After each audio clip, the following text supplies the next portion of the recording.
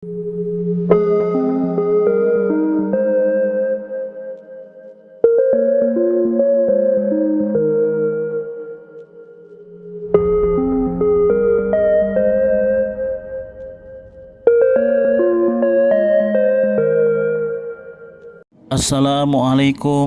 warahmatullahi wabarakatuh. Materi kita kali ini adalah tentang pernikahan dalam Islam. Yang akan kita bahas adalah yang pertama, makna atau pengertian pernikahan. Kata nikah berasal dari bahasa Arab yang berarti al-jam'u atau bertemu atau juga berkumpul. Sedangkan menurut istilah, nikah ialah suatu ikatan lahir batin antara seorang laki-laki dan perempuan untuk hidup bersama dalam suatu rumah tangga melalui akad yang dilakukan menurut hukum syariat Islam. Kemudian yang berikutnya adalah dalil-dalil pernikahan dalam Islam. Kali ini saya akan membawakan satu dalil hadis riwayat Bukhari Muslim. Bismillahirrahmanirrahim.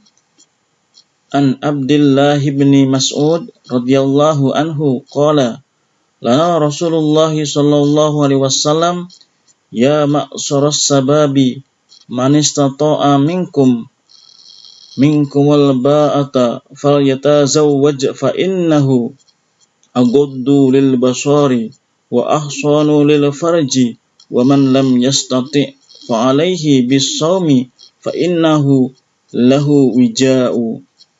Rawahu Bukhari wa Muslim. Artinya, dari Abdullah bin Mas'ud radhiyallahu an, Rasulullah sallallahu alaihi wasallam berkata kepada kami, "Hai para pemuda, barang siapa di antara kamu telah sanggup menikah, maka menikahlah, karena nikah itu dapat menundukkan mata dan memelihara kelamin. Dan barang siapa tidak sanggup, maka hendaklah berpuasa, karena puasa itu menjadi perisai, dapat melemahkan syahwat." Hadis riwayat Bukhari Muslim. Kemudian selanjutnya yang akan kita bahas adalah tujuan pernikahan dalam Islam. Tujuan pernikahan dalam Islam dapat diuraikan sebagai berikut. Yang pertama, untuk memperoleh kebahagiaan dan ketenangan hidup atau sakinah. Kemudian yang kedua, untuk membentengi akhlak. Lalu, untuk memenuhi kebutuhan seksual yang sah dan diridhoi oleh Allah Subhanahu wa taala.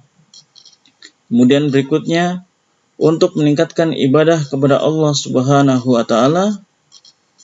Lalu untuk mendapatkan keturunan yang soleh ataupun solehah. Kemudian yang terakhir adalah untuk menegakkan rumah tangga yang islami. Itu adalah tujuan pernikahan dalam Islam. Kemudian selanjutnya, hukum pernikahan dalam Islam. Hukum pernikahan dalam Islam itu ada 5. Yang pertama adalah jaiz atau mubah. Artinya dibolehkan, dan inilah yang menjadi dasar hukum nikah. Kemudian yang kedua adalah wajib, yaitu orang yang telah mampu atau sanggup menikah. Bila tidak menikah, khawatir ia akan terjerumus ke dalam perzinahan. Kemudian yang ketiga adalah sunnah, yaitu orang yang sudah mampu menikah tetapi masih sanggup mengendalikan dirinya dari godaan yang menjurus kepada perzinahan. Lalu yang selanjutnya adalah makruh, yaitu orang yang akan melakukan pernikahan dan telah memiliki keinginan atau hasrat, tetapi ia belum mempunyai bekal untuk memberikan nafkah tanggungannya. Dan yang terakhir, hukum pernikahan adalah haram, yaitu orang yang akan melakukan pernikahan tetapi ia mempunyai niat yang buruk, seperti niat menyakiti perempuan atau niat buruk lainnya. Ini adalah kelima macam hukum pernikahan dalam Islam sesuai kondisi orang yang akan melakukan pernikahan.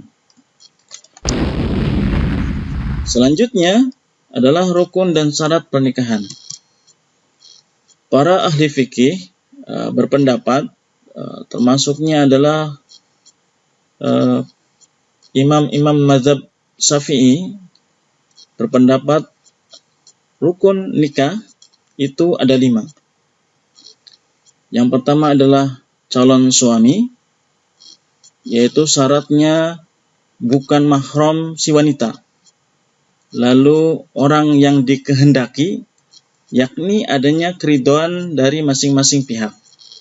Kemudian muayyan, beridentitas jelas. Lalu rukun yang kedua adalah calon istri.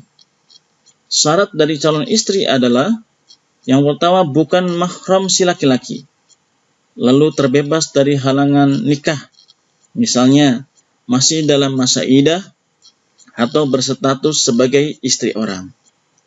Kemudian rukun yang ketiga adalah wali, yaitu bapak kandung mempelai wanita, penerima wasiat atau kerabat terdekat wanita tersebut.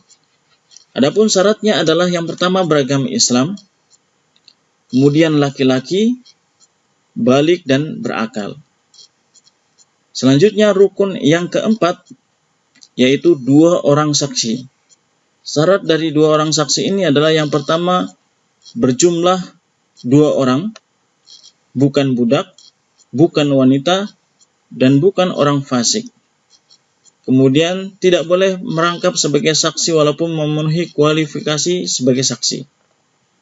Kemudian yang terakhir adalah sunnah dalam keadaan rela dan tidak terpaksa.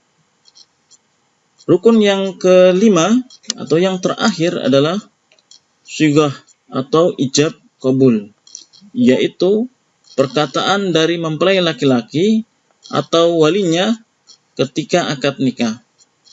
Syarat shigah adalah yang pertama boleh dengan bahasa asing seperti bahasa Inggris, bahasa Jerman, atau bahasa manapun sesuai dengan daerahnya masing-masing. Lalu berikutnya adalah harus jelas dan tidak boleh dalam bentuk kinayah atau sindiran. Qabul harus dengan ucapan qabiltu nikaha atau tajwijaha dan boleh didahulukan dari ijab. Itu adalah syarat-syarat rukun dan syarat-syarat pernikahan. Kemudian selanjutnya yang akan kita bahas adalah mahram atau orang yang tidak boleh dinikahi. Ada 2 macam mahram. Yang pertama adalah mahram mu'abad, kemudian yang kedua adalah mahram ghairu mu'abad.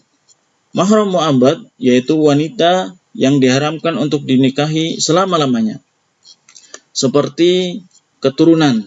Contohnya adalah ibu, nenek, kemudian bibi, dan sebagainya. Kemudian satu susuan, lalu mertua perempuan, kemudian anak tiri yang jika ibunya sudah dicampuri, maka tidak boleh dinikahi. Bekas menantu perempuan dan bekas ibu tiri. Itu adalah wanita-wanita yang tidak boleh dinikahi selama-lamanya. Adapun yang kedua adalah mahram ghairu mu'abbad. Adalah mahram karena sebab. Karena sebab maka dia tidak boleh dinikahi. Contohnya adalah menghimpun 2 perempuan yang statusnya bersaudara. Misalnya saudara kandung, adik dan kakak dalam satu masa, maka tidak diperbolehkan. Apabila seseorang itu menikah dengan kakaknya, kemudian dia sudah bercerai dengan kakaknya, kemudian menikah dengan adiknya, itu diperbolehkan karena sebab tersebut sudah tidak ada lagi. Oke, selanjutnya adalah kita akan membahas pernikahan yang tidak sah dalam Islam. Jadi ada beberapa pernikahan yang tidak diperbolehkan dalam syariat Islam dan sangat-sangat dilarang oleh baginda Rasulullah SAW. Yang pertama adalah pernikahan mut'ah, yaitu pernikahan yang dibatasi untuk jangka waktu tertentu, baik sebentar ataupun lama. Kemudian pernikahan sihar, yaitu pernikahan dengan persyaratan barter tanpa pemberian mahar. Lalu yang ketiga adalah pernikahan muhalil, yaitu pernikahan seorang wanita yang telah ditalak 3 oleh suaminya, yang karenanya diharamkan untuk rujuk kepadanya. Kemudian wanita itu dinikahi laki-laki lain dengan tujuan untuk menghalalkan dinikahi lagi oleh mantan suaminya. Dalam hal ini itu tidak boleh. Kalau seandainya sesuatu tersebut terjadi dan tidak direncanakan, itu diperbolehkan. Tetapi kalau direncanakan hanya karena supaya si suami bisa menikah lagi dengan istrinya, maka itu diharamkan. Selanjutnya adalah pernikahan orang yang ihram, yaitu pernikahan orang yang sedang melaksanakan ibadah ihram, haji atau umrah, serta belum memasuki waktu tahallul, maka orang itu pun haram untuk menikah. Yang berikutnya adalah pernikahan dalam masa iddah, yaitu pernikahan di mana seorang laki-laki menikah dengan seorang perempuan yang sedang dalam masa iddah, baik karena perceraian ataupun karena meninggal dunia. Kemudian pernikahan tanpa wali, yaitu pernikahan yang dilakukan seorang laki-laki dengan wanita tanpa seizin wali tersebut. Kemudian yang berikutnya adalah pernikahan dengan wanita kafir, selain wanita-wanita ahli kitab yang diterangkan dalam Al-Quran. Dan terakhir adalah menikahi mahram, baik mahram untuk selama-lamanya maupun mahram karena pernikahan atau karena persusuan.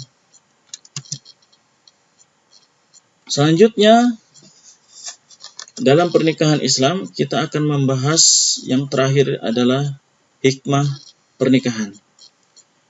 Hikmah pernikahan ada 5 yang akan saya ambil hikmahnya.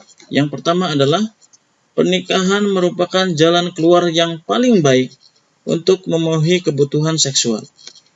Lalu, pernikahan merupakan jalan terbaik untuk memuliakan anak, memperbanyak keturunan, melestarikan hidup manusia, serta memelihara nasab. Hikmah yang ketiga adalah pernikahan menumbuhkan naluri kebapakan dan keibuan yang menumbuhkan pula perasaan cinta dan kasih sayang.